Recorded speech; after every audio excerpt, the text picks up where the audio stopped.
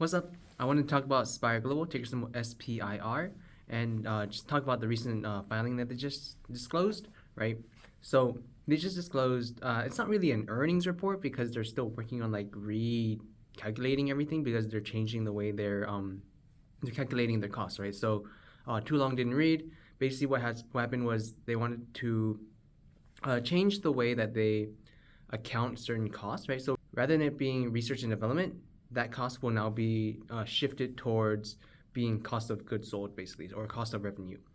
This is specifically for the money that they're basically using or the cost that they're incurring from creating those satellites or creating those the satellites that certain customers want specified towards their specific means, right?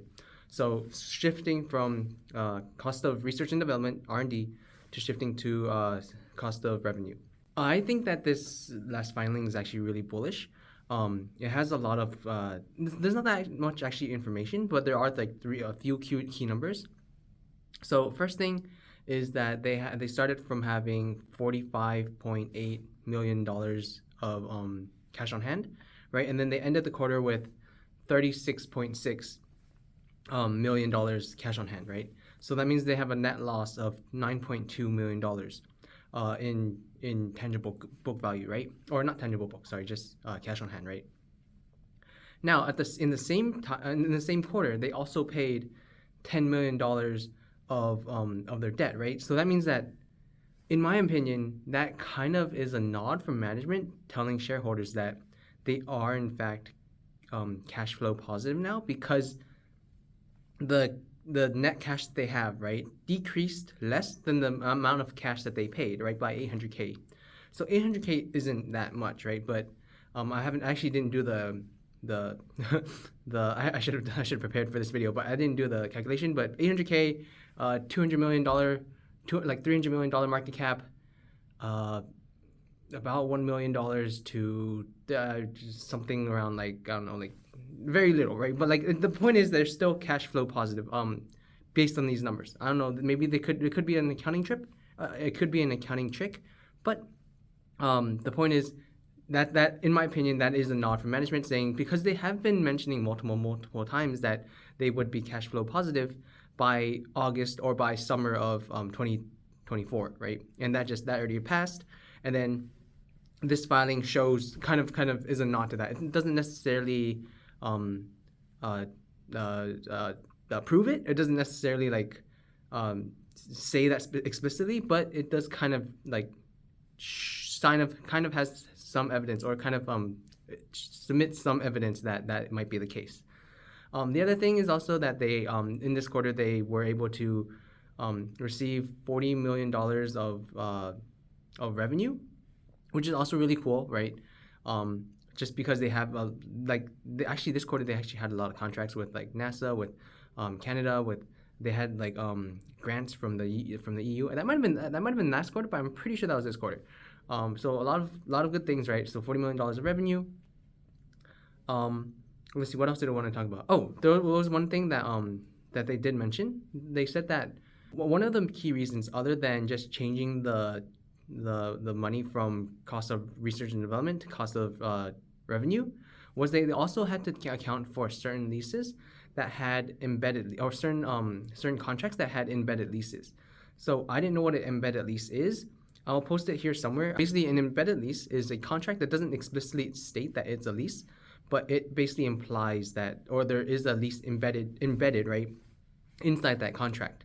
Most of their contracts are not actually embedded leases, but there are a few. Now, the cool thing about this, they're basically stating that most of their contracts are explicitly a space as a service contract, right? Even though the contract might include the cost, or might include it includes the cost needed to build those satellites for those customers, right? The satellites that are built are going to be property of Spire Global.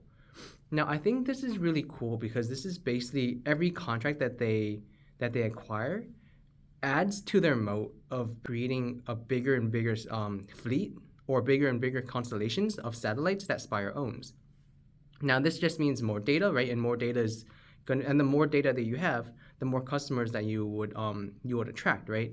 And then as more and more customers need maybe specific data, so then they need to create, or they need to pay for, or those customers will be paying for those specific satellites, because those satellites would technically be, according to Spire Global, most of them would technically be Spire Global's property, right? So people are paying for the for not the maintenance, but people are paying for the creation of these satellites. But then Spire Global is going to own those satellites, and then this basically helps add to the kind of, as I said before, it's adding to it's increasing the moat that Spire Global is going to have, in my opinion. I think that could be really bullish. The only problem with that could be that, again, like kind of the more bear side is you could say that Spire Global now has to be more wary, right? Because there's no insurance for satellites. There's no insurance for space. So if I don't know, if like the sky literally fell down and like Spire Global lost all their satellites, well, we're screwed, right? We're screwed, right? But at the same rate, people are paying for the creation of those satellites, or not people, their customers are paying for the creation of those satellites. So I think that, I guess I'm rambling at this point, but if people are paying for your satellites, right, and then those satellites are gathering more data, right, you have an access to this giant set of data, and customers want that data, right? It could be the traders that I mentioned in a previous video. It could be like people that want to see like ship patterns, right? People that want to see weather patterns, that want to see global security, right? All these things, the data is just going to get bigger and bigger, more refined, and just better, right? Because you have more data sets, or you just have a bigger data set, right? That's always constantly monitoring the globe. At the same rate, then it just kind of becomes this flywheel. I don't know if it's, I mean, yeah, I would say it's a flywheel, right? Because you get a customer, more satellite, right? More satellite means more customers, attracts more customers. More attracting more customers means creates more satellites, right? And it just becomes a circle, right? So I think that this, again, like, this is still a really high conviction play. I can't recommend it without seeing their balance sheet. But I do see, like, if you are currently already invested in Spire Global, this could be a bullish nod from management saying that we are continuing our trajectory. We're on, like, things are going as planned, right? We're cash flow positive, hopefully, right? And yeah, this just makes me bullish. This just makes me more bullish, right? That's all I really wanted to say. But I didn't even really know that they posted anything. Like, they didn't have any any timeline or anything. I just googled Spire Global, which is basically the extent to my